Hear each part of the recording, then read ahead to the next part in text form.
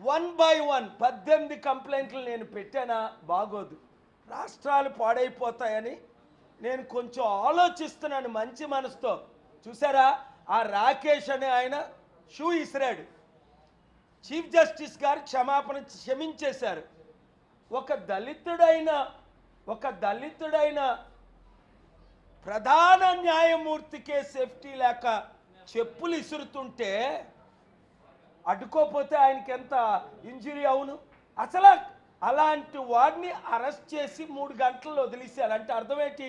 ఒరే, సనాతన ధర్మం పేరుతో చెప్పులు ఇసురండ్రా, కత్తులెట్టుకొని బయలుదేరండ్రా, దళితుల్ని చంపండ్రా, క్రిస్టియన్ ముస్లింల మీద దాడులు చేయండ్రా అని ఎక్కడైనా సనాతన ధర్మం చెప్పిందా? సనాతన ధర్మం పేరుతో పవన్ కళ్యాణ్ ఏమో లడ్డూలో అబద్ధాలు ఆడి నేను సుప్రీంకోర్టుకి వెళ్ళి నోరు మూయించాను.